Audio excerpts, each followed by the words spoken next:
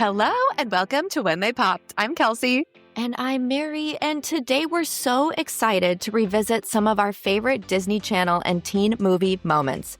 Our guest was literally discovered at a mall in Iowa, became a Tommy Hilfiger model, and then starred as the swoon-worthy Dean Talon in Motocrossed. He was in the classics Bring It On and Not Another Teen Movie. And we read he was specifically handpicked by Mary-Kate and Ashley Olsen for New York Minute. Today, we're going behind the scenes of those beloved Y2K projects and learning a little bit more about one of our favorite Y2K heartthrobs. Riley Smith, welcome to When They Popped. Thank you so much. It's so good to be here. Riley, we're so excited to have you and to get you back into that Y2K nostalgic vibe. We're going to warm you up with a little Disney Channel original movie, this or that. First thing that comes to your mind, are you ready? I am ready. I think. I don't know. It's been 25 years. Even if you just like the title more than the other, we'll accept your answer. All right. Starting with another heartthrob, Luck of the Irish or Smart House? Well, Ryan is an old friend of mine, so I'm going to go Luck of the Irish. Love it. Great choice. Okay, how about Double Teamed or Gotta Kick It Up? I got to admit, see the play on words there? I don't know either one of those. So Double Teamed. That sounds like a good basketball movie, right? It sounds like a bad title for a Disney movie. It sounds like. It's about basketball. So yeah. How about Brink or Johnny Tsunami? Do you remember those? Oh, wow. That's a tough one because Eric Von Detten and I go way back. But I did just meet Johnny Tsunami himself in January at a convention. And Brandon was the sweetest guy in the world. I almost called him a kid. He's not a kid anymore, but so sweet. He and I had an amazing bonding experience because we had never met in all these years of being in this parallel universe together.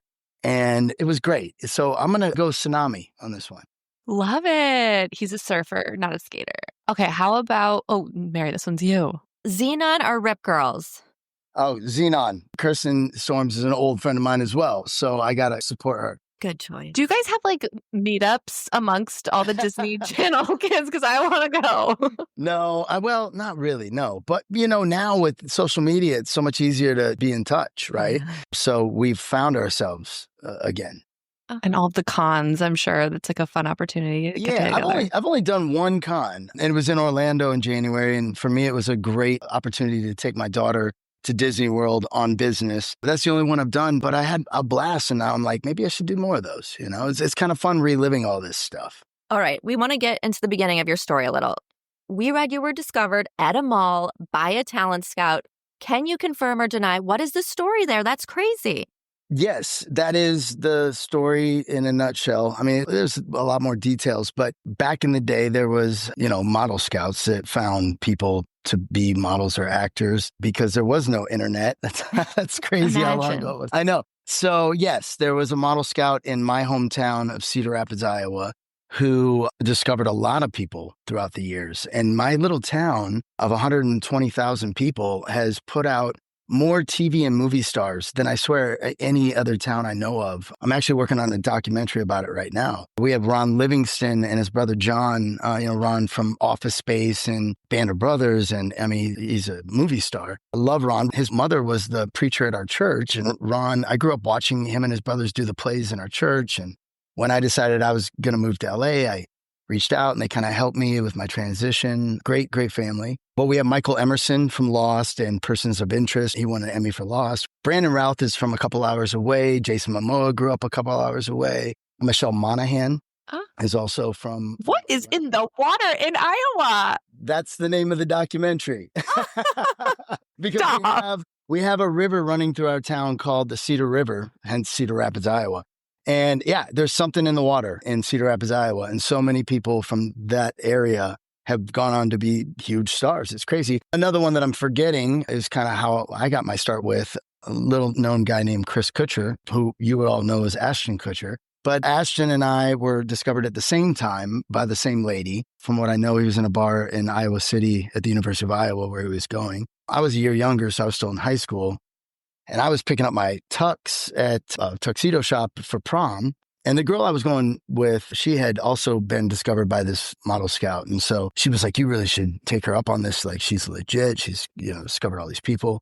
And so, yeah, the next thing I know, Chris Ashton and I were flying to New York City and we did this model contest. And then we got signed to an agent. We were living in the next model's apartment where there was like 8 models living in a 2-bedroom, bunk beds in each room. And people were coming and going all the time. And, we're just going on castings. And I got an acting class right away. I met a great acting coach and then he got me an agent for TV and film. And that was in July, August of 97. And then by November, December, I got my first national commercial, which was my first audition ever, which was crazy, for Wendy's 99-cent chicken nuggets. And that got me my SAG card. I went to Miami to film it and I loved Wendy's. So I ate like 1 million chicken nuggets and got sick and didn't want to ever eat them again. And it's a dream job. Yeah, Free nuggets. Yeah. And then a month later, I got a TV pilot for Warner Brothers and they flew me to LA. And, the rest is history. It all happened like very, very fast, really. And then you become an actor and then it's the journey, So it's been a cool experience. So was this always your dream? I read that you rode horses. Like, were you always looking to, break into the industry or did this just kind of happen? No. Well, growing up in the 90s in Iowa, being on TV or film is not even a thought, because how do you do that? It's not like today where everyone can be famous through their phones.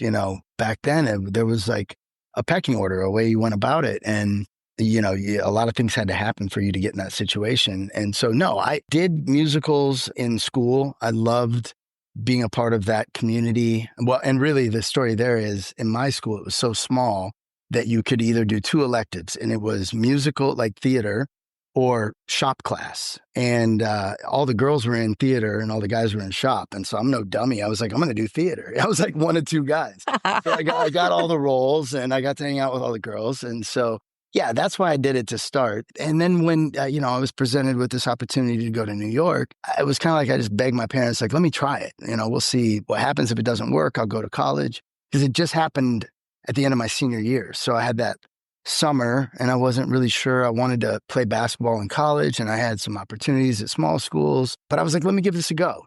And then it just took off and I never went back to college. But I did grow up on a quarter horse ranch. This is what my father does for a living. He's a quarter horse trainer, breeder, judge. So I was riding horses before I could walk, heavily involved in that. I became the president of the American Quarter Horse Youth Association. And I was really into all that stuff. And so in the back of my mind, I guess my backup plan always was to follow in my dad's footsteps and take over the ranch and be a horseman. Maybe I'll still do that someday. I still have like a roping dummy out in my backyard and I rope just to clear my head or, just to chill out. And I love the horse life. I mean, I have my daughter in horse lessons and I go ride with her. And so that'll always be a part of my life. Someday I hope to get a ranch and settle down like that. But yeah, that's the more detailed story behind it all. Love it. And so then one of your first roles that I wanted to point out was a spot on Seventh Heaven. And then pretty quickly after that, a recurring role on like the now cult classic Freaks and Geeks. Tell us about that. Well, there's actually a cool story that you'd be the first ones to get this story about the Seventh Heaven role. And that is that at the same time that the Seventh Heaven thing came about, I auditioned for that like everyone does. And I was waiting on word to get it. At the same time, I went on an audition for a music video to be like the model in a music video. I just moved to LA. And it was a girl that no one had heard of, I hadn't heard of, and she was on the road promoting her first single and just made an album. And the song was called Genie in a Bottle. And it was Christina Aguilera. And so I'll never forget when we went to the audition, they said, so just talking to the camera, say something to Christina. And I remember what I said. I was just like, hey, Christina, I'm Riley. I don't know who you are, but it'd be fun to do the music video. And I got it. I got the role to be the kid in the Genie in a Bottle video. But the same day I got called that I got the Seventh Heaven gig. And, I wanted to be an actor. I didn't want to be a music video model. And so I turned down Genie in a Bottle and I took Seventh Heaven. That's how that all came about. I later, well, I won't tell too many details about this, but Clive Davis throws the best Grammy party in the world for, decades. And so that year, my friends and I snuck into that Grammy party And Christina that year won every Grammy for that album. And she comes walking in and she walked right up to me and she was like, "You were supposed to be in my music video." And I'm like, "Yeah, I was." And my friends that I'm with are like freaking out because we just snuck into the party. We ended up having drinks with her all night and she's sitting there with her Grammys. And that's part of the story. That is insane. What a cool memory to have. I've never told that in public before. So there you go. Love that. A When They Pop exclusive. We'll keep the good stories coming, Riley, because we want to talk about Bring It On next. I mean, this movie, it defined a generation. You know, it came out right in the year 2000. It's just so iconic. Can you tell us what it was like to be a part of it? Yes, that's another story. And we just glazed over Freaks and Geeks. I mean, that became a huge cult classic. We're so lucky to be a part of that. And this all kind of happened simultaneously. I mean, like bam, bam, bam, bam. But the Bring It On one was random. I still get talked about every day about Bring It On. But I had a really great friend, like best friend, Huntley Ritter, who was the lead cheerleader in that. And they were doing reshoot. And he called me and he said, and he's got this Atlanta Southern, he's a big hunter, hillbilly. I love Huntley. And he calls me and goes, "Hey, man, they got to add a scene in the reshoots for me. And I got to do it opposite this guy. And I just figured, if you're not busy, I'd rather have a buddy doing it than anybody else." And, at that time, I hadn't done much and we didn't know it was going to be a big movie. It was a cheerleader movie. I'm like, "Yeah, I'll come do this thing for you. It'd be fun." So I said yes to it, did like one quick day of work in this one scene. And as anybody that's seen it knows what it is. It's just one of those things that like now everybody's like, "You're in Bring It On." I'm like, I wasn't even supposed to be in Bring It On. It was just like a reshoot. And I was doing a buddy a favor and I had nothing else going on that day. And now 25 years later, it's still, Bring It On. And so I laugh about that. Like, you got to have these like little strokes of luck to be a part of these like epic things in life. And that was one of those where like, thanks to Huntley, he called me and was like, "You should do this with me." I'm like, "All right, man, I'm in." Oh my gosh. I mean, that scene, it's a small scene, but it's really incredible because it's just a really sweet moment between like two male cheerleaders. And this is really where, it's confirmed that one of the characters is gay. And it just felt really genuine. And I feel like there wasn't a ton of that in 2000, 2001 yet. So it was impactful to a lot of people. That's cool. I mean, and that's why they did the reshoot and added that scene. And so I guess at that time, I hadn't even thought about what that meant. And again, like nobody knew it was going to be Bring It On that we know it is. I mean, yeah, just right place, right time. And what a cool opportunity. Right? I mean, the scene that you were in, there's so much going on. It's during the cheer competition. There's like so many people there. Were there any interesting behind the scenes stories from that one day of shooting? Okay, and I'm going to be honest, there's so much about that time in my life I remember so well. We'll get to New York Minute and Motocrossed later and all these other ones. But that particular day of shooting, I do not remember. And I don't know why. Like, I think about it and I'm like, I don't remember a single thing. I remember Huntley calling me. I remember saying yes. And that's it. So that's weird. That's really weird because people ask me about it. I'm like, man, I remember a lot of stuff like it was yesterday. And that particular day of work, I don't remember. That's so funny. And it sounds like you had no idea it was going to become Bring It On, a cultural phenomenon. No. I think at that time, I was so happy to be working, like I went along this like philosophy of like work begets work. And I'm just starting off and it's like, just take whatever you can get, and back then, if you did something bad, it hurt you, now everybody's doing everything and it doesn't hurt them. But then you kind of really had to like plan your career out, or so you thought. And so, yeah, I don't know. It happened and it became something we still talk about 25 years later. We're obsessed with it. We're so happy you chose to do it. Can we talk about Not Another Teen Movie? This was like This first, one, like, right here. I see it in your background, the movie poster. I mean, talk about another cult classic. The hits just keep coming for you, Riley. Like, what was that like? Well, that was an awesome experience. And that I remember all of it. I remember the audition, great casting director who, I'd been getting close on a lot of movies. And I'd just gotten to LA, it feels like, I think that might have been 2000, 2001. And so I hadn't been there more than a year or two. And I'd been getting close on a bunch of these teen movies that we now know and love. And this role came up for Wes Bentley's role in American Beauty. And I just remember going in, it was so simple. He didn't have to do anything because he's like barely doing anything. I got it. And I remember when we were filming it, I had a kissing scene with Jamie Presley. And Jamie Presley was like the biggest deal for young guys my age at that time. And I remember all my friends being like, oh my God, this is so cool for you. And I was like, yeah, it was fun.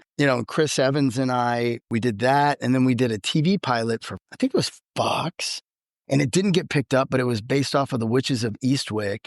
And in that pilot, the three women, which were Lori Loughlin and Marcia Cross, played my mom. And I forget who the other lady was, but they had three sons who were turning 16 on the day of the opening of the pilot. And they all find out that they have special powers because their mom did. Great, cool concept. Should have gotten picked up. But Chris and I played brothers in that.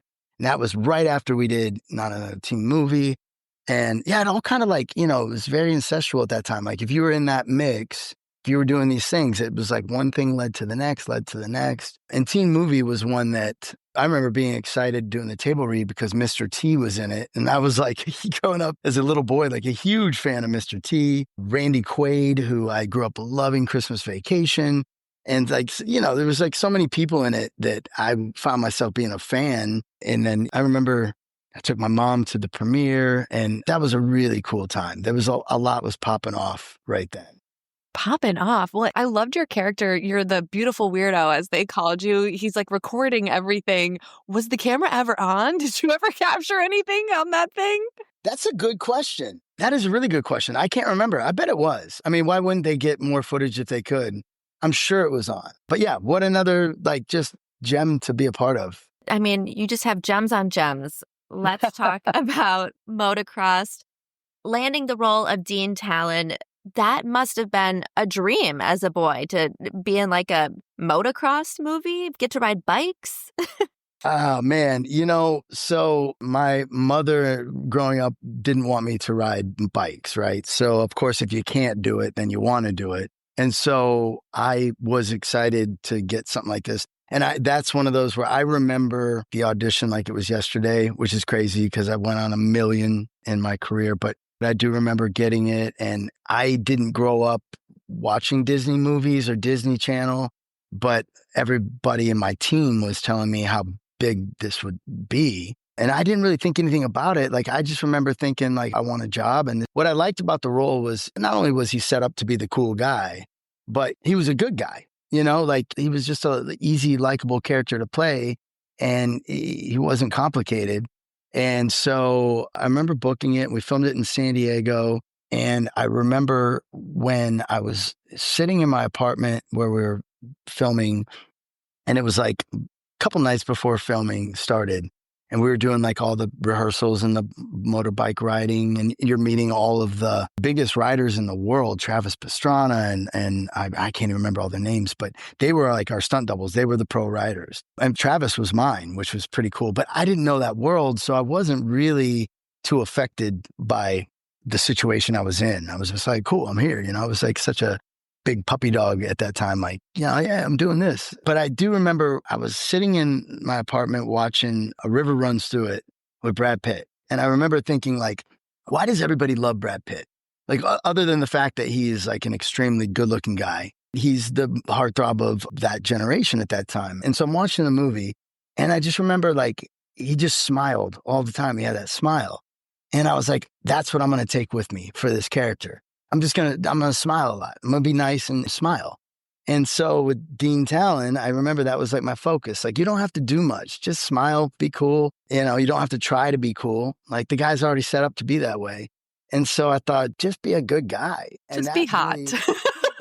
Like, just be a heartthrob. That's out of my control too. And, I wasn't even like seeing stuff like that at that time. I was like more really into like trying to be a real actor and a good actor. And I was like, what is the thing that could, make this guy pop? And I was like, just smiling, And so I focused on that. And, I look back at that movie now, and I mean, my voice hadn't even dropped yet. Like, I was still talking like this, and I didn't know how to act very well. That's a given if you watch the movie.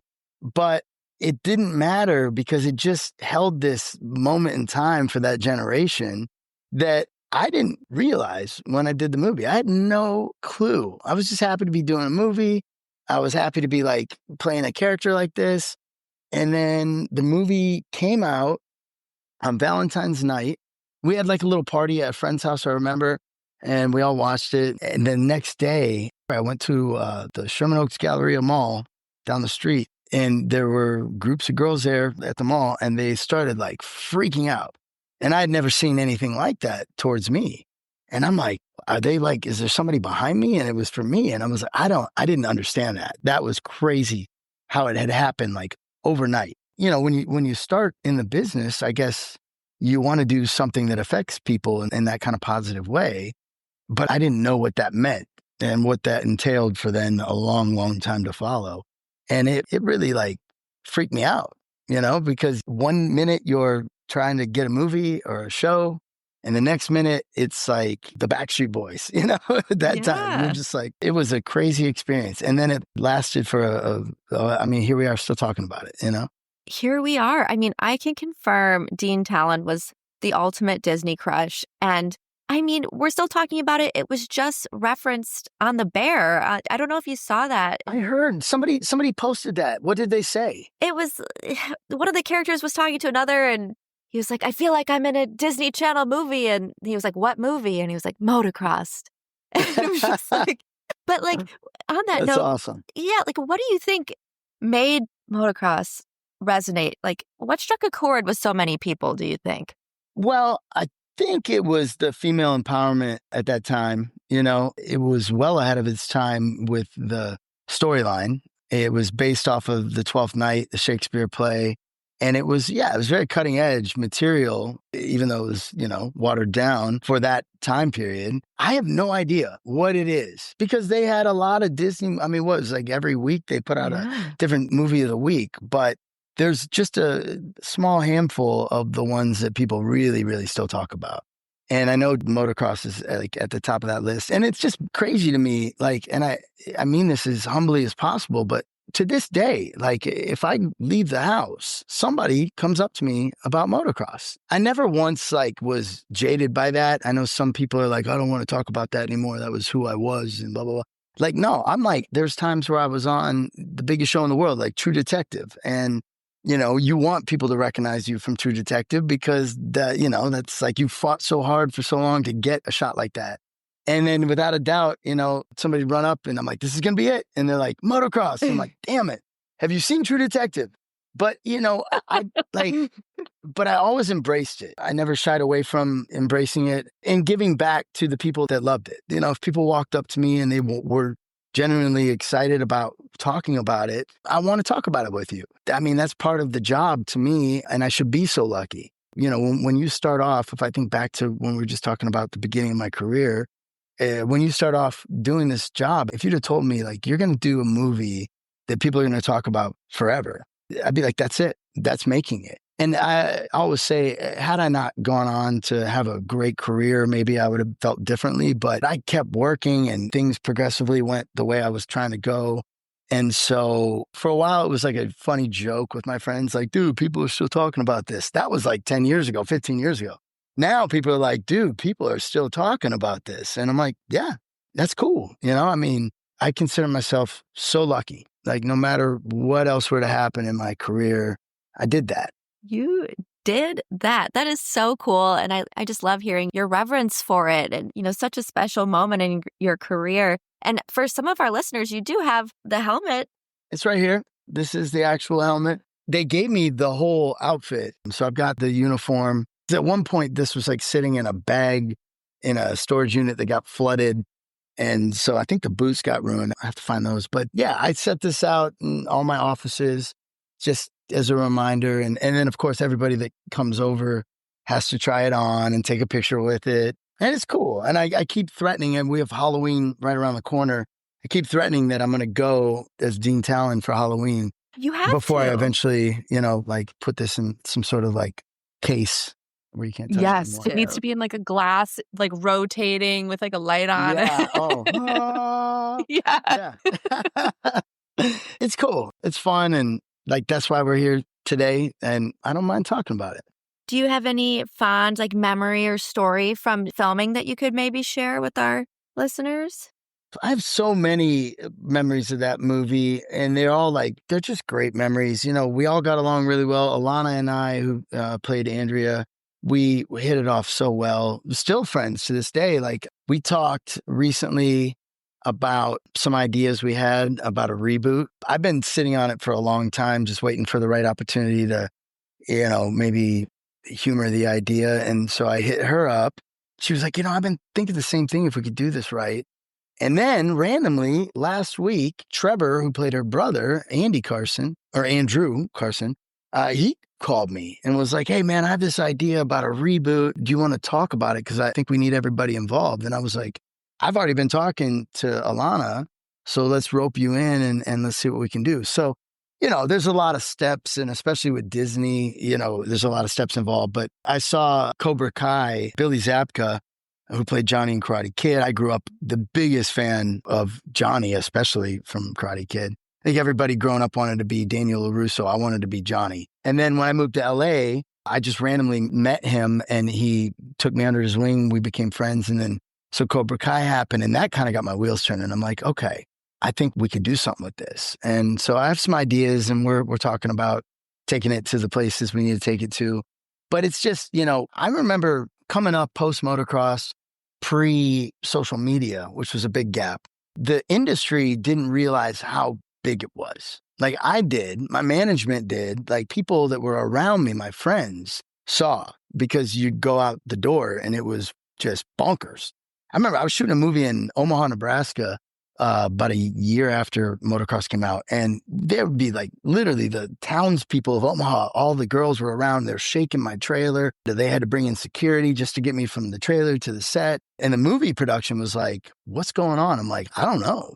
And so we knew that whole time after motocross, like I knew how big it was, but I don't think the industry knew because there was no metrics for it like there is now. Now it's like you'll see it with your social media numbers or whatever, or if you had clicks on, YouTube clips or whatever. But then they didn't have that. So I remember my management always telling people like, you don't know how big this is. And they didn't know. But now I think people do. And especially if it's lasted this long, for me, I'm like, all right, you've got the demographic that grew up on it now probably are young moms.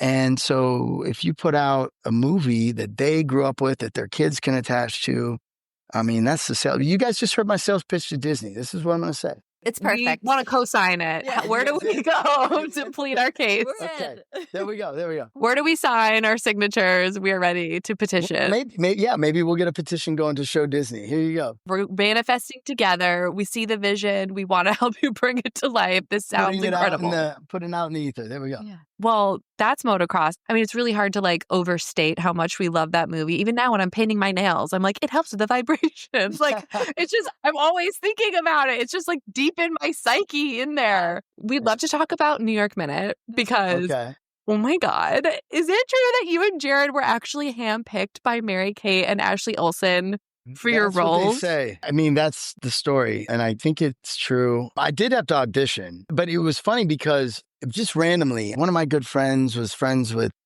some people they knew. And so we all ended up at like a house party. This is pre-New York Minute. And we were all hanging out at a house party. And I remember they were a little bit younger and I think they liked me. I think probably from Motocrossed. I don't know. And so I remember meeting them there and being like, hey, I know who you are. And they're like, we know who you are. And that was the extent of that. And then cut to shortly after that, I get this audition for the movie. And I remember auditioning for it with the director. And they said, yeah, we got to send the tapes to the girls. And then supposedly it was Jared and I, and then the girls had to decide who got what guy. I don't remember the story about how they chose who got what guy. But then, yeah, it was Jared and I. And I'd known Jared forever as well. Like we kind of came up at the same time doing the same auditions and we went to the same gym, I remember. And so I knew him really well.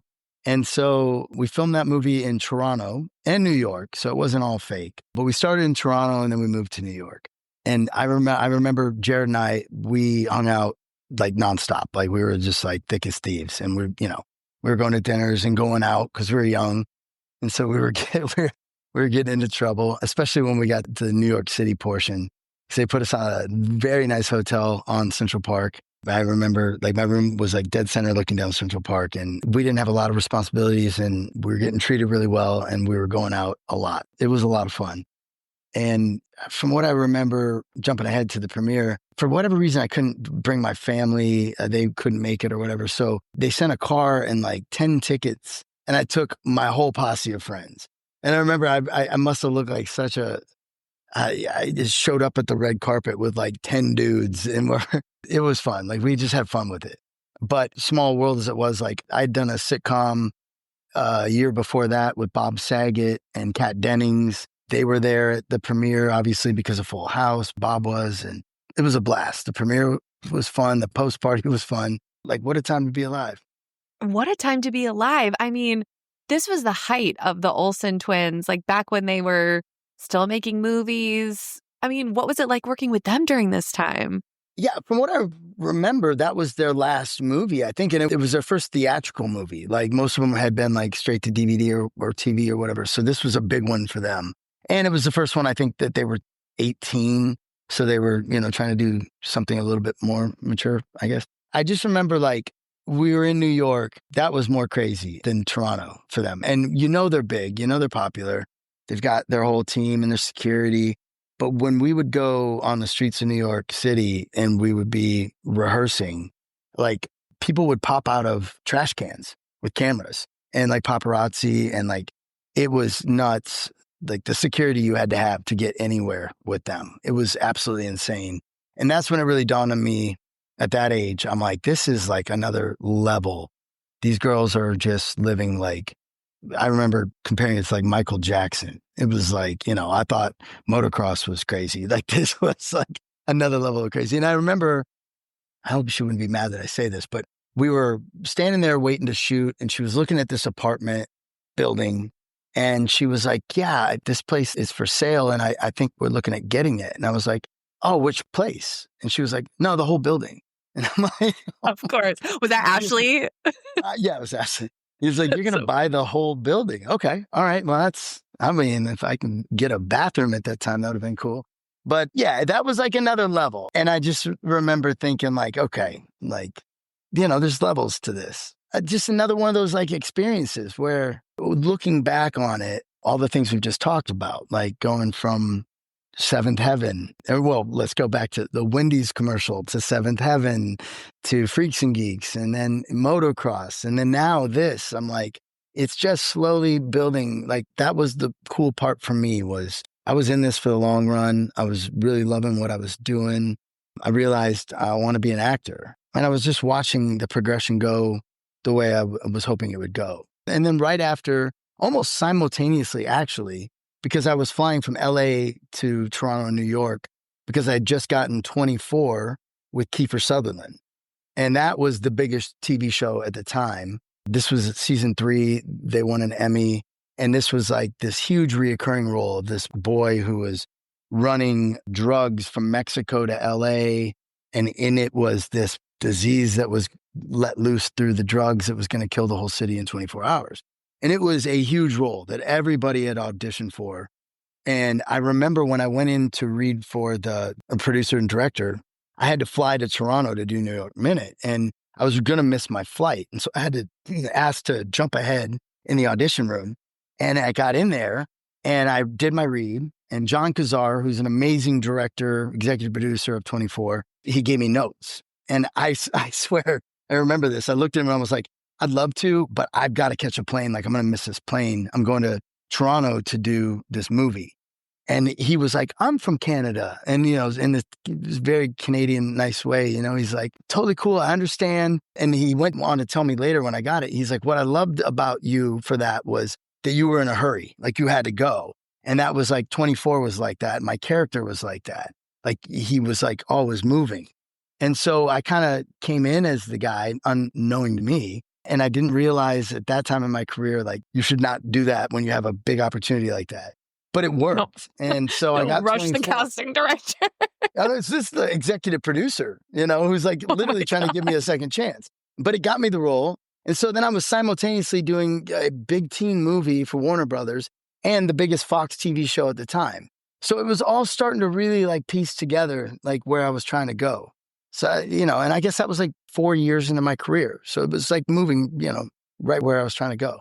I mean, you were working alongside the biggest stars of the time, Mary-Kate and Ashley, but also Eugene Levy was in New York Minute, Andy Richter. I mean, those are Yeah. like titans of the industry. Were you just like, holy shit? Like, what was it like being on set with them?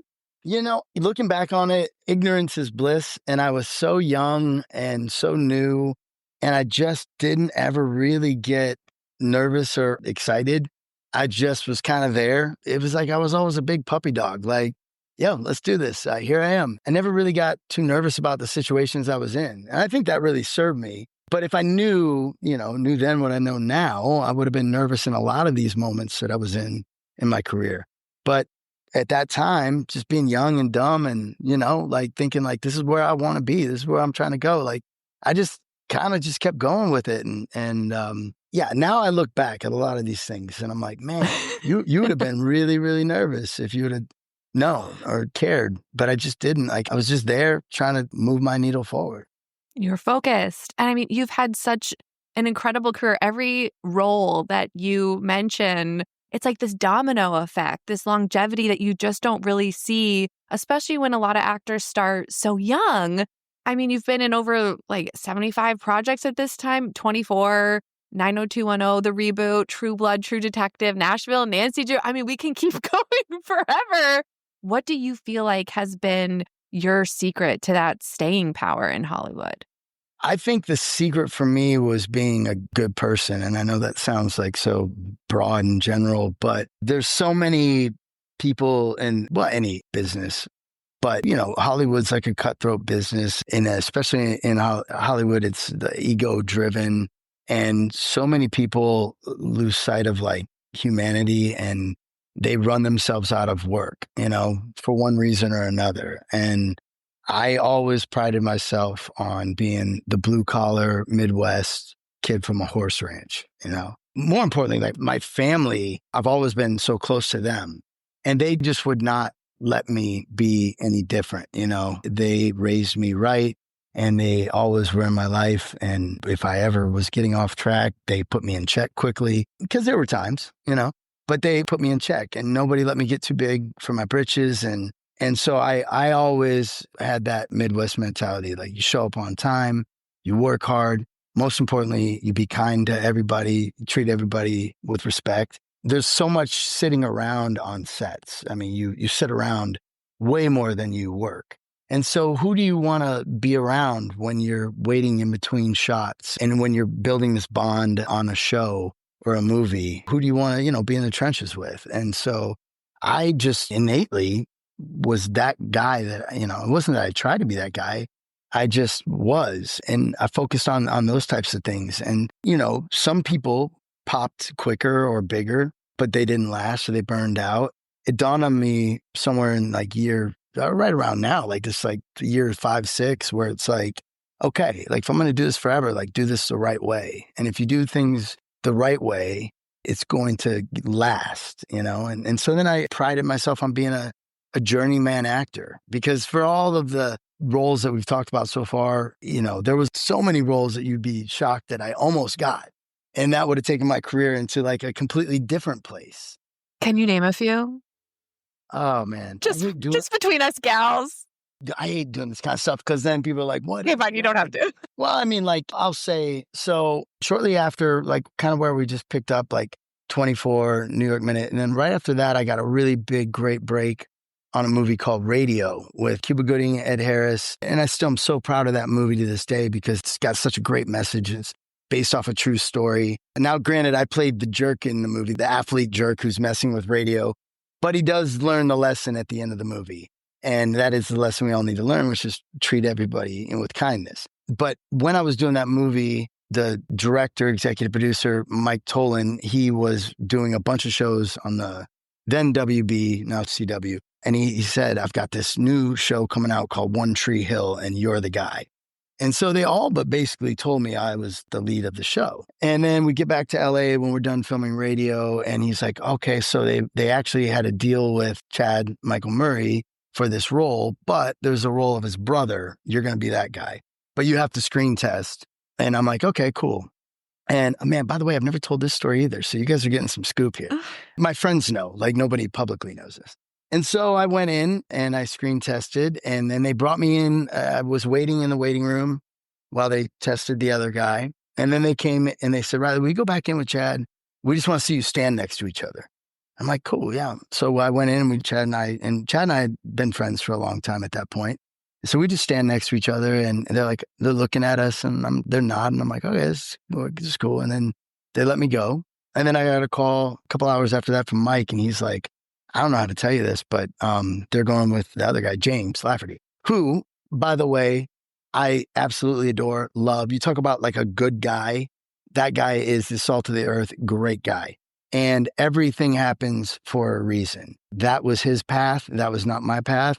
And for me personally, I am so glad that it went the way it did. Although that hurt, that call obviously hurts at that moment. But then I look at like all those years that they were on that show, which is great for them. But for me, I got to go on, if you look at the positive, and I did so many shows in that amount of time where I gained a lot of experience playing different roles, meeting so many new producers and directors and writers, and just really expanding my network in the city. And that led to so many more things in the future.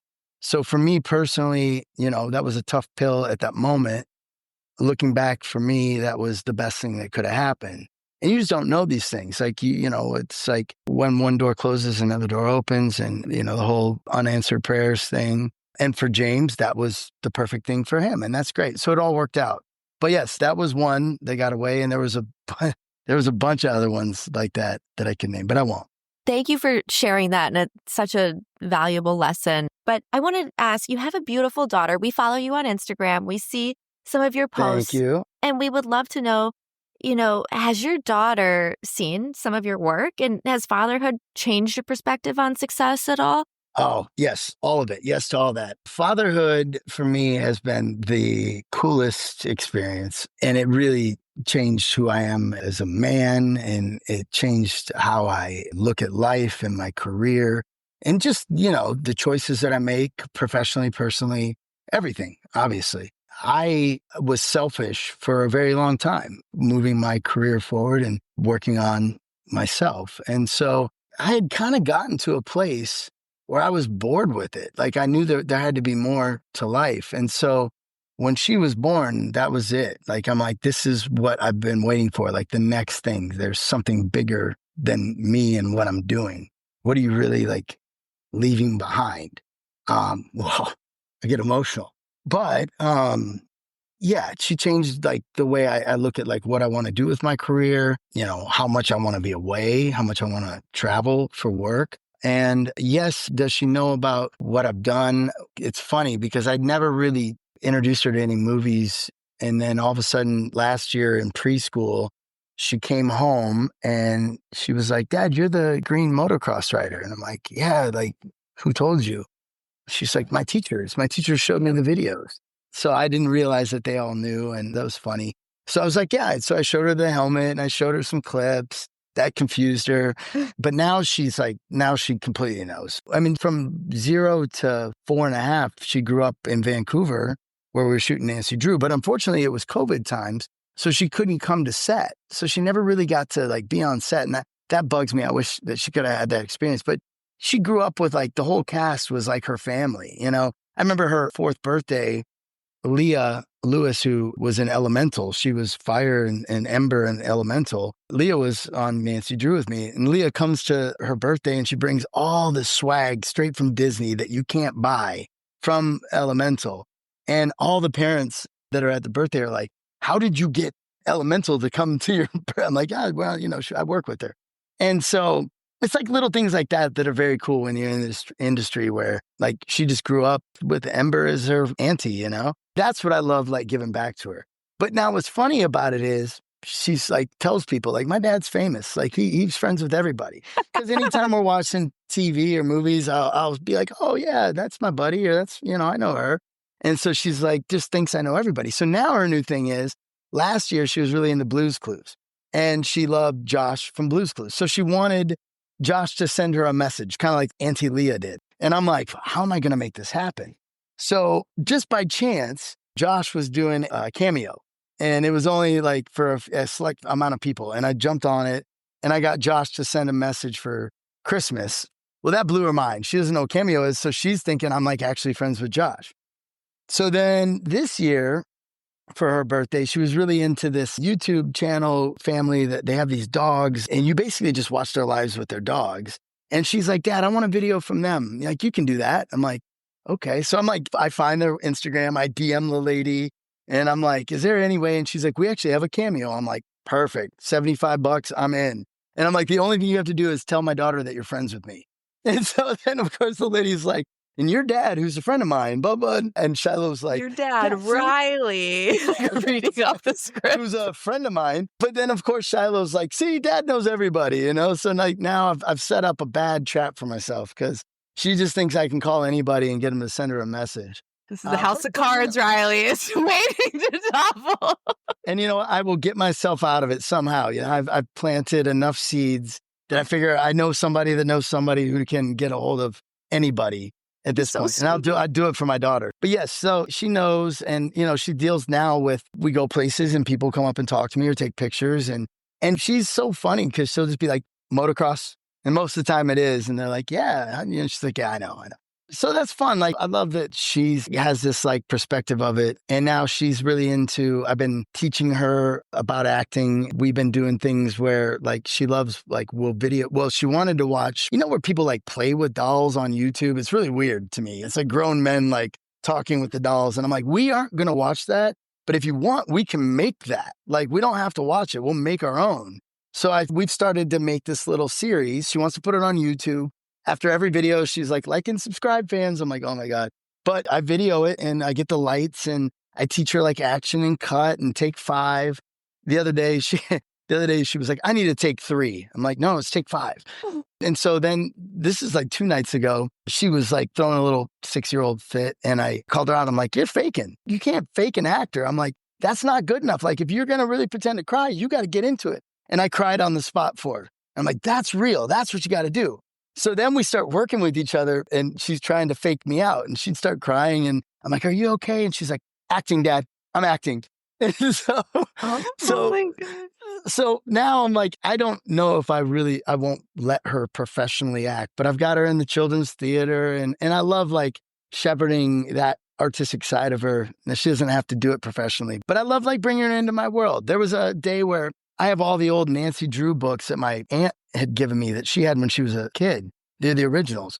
And so out of the blue, I don't know why, she started wanting to look at these books, but they're all words. They don't have pictures. And so she's like, read them to me. And so I'm kind of trying to read through them. And so she's like, I want to write my own Nancy Drew novels. And I'm like, okay. And so I got out my phone and she didn't know I was recording it. And she went through 6 episodes in detail of Nancy Drew in the case of this and the case of that. And so I sent them to Melinda Hazu, who was our creator, executive producer. I'm like, check this out. Like, Shiloh wrote these. And she was like, I would hire her tomorrow if we were still going. But it was like, you know, so I'm like, I will never push her to be in the arts. I want her to do what she wants to do, but she naturally is gravitating towards it, obviously. And I love that because it's something that we get to share and do together. And you don't have to do it professionally just to have a love for that, you know?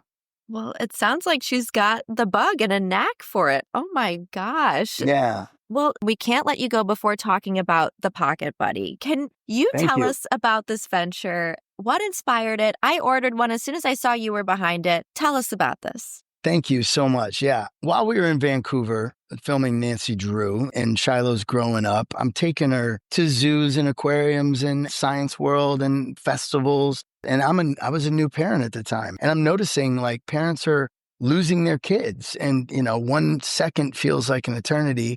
And then parents had like kids on the cord, like a dog cord, and you're tripping over it. And Shiloh's a runner. She loves to run if she knows the area. And you're trying to keep up with her. And so immediately I'm like, how do I air tag Shiloh? Like, how do I put an air tag on her?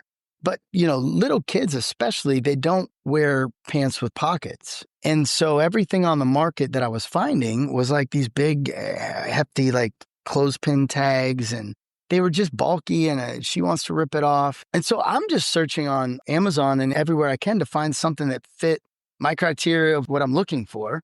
And there was nothing out there.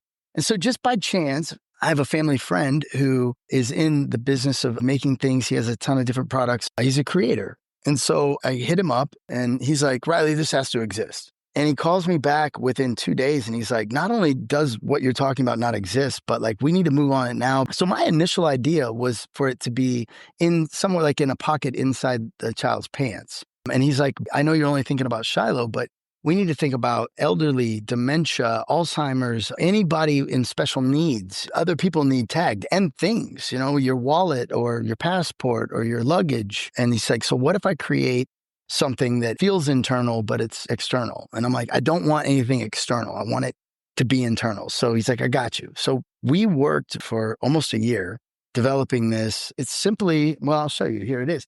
We sell a pack of 8 or 12. It's called the Pocket Buddy. And it is it's like Lululemon material, and it's a pouch, and you'll put the AirTag inside of it, and then you'll rip off this adhesive on the back. And this stuff is like 99 washproof. I mean, it's not going to come off. You can peel it off if you want to move it from thing to thing, or you can keep it in, just take the AirTag out and wash the clothes, and it'll be ready for the next one. And what I do is take 8 of them, and I put them on 8 different pieces of clothing. Then I just have to move the AirTag around. Our goal is to give people peace of mind. Like, you don't have to worry, like, where's your child or your loved one? If they disappear, the first thing I do is just go to my phone. Okay, I can see they're still here. This is what really spawned it. There was a playground at the zoo.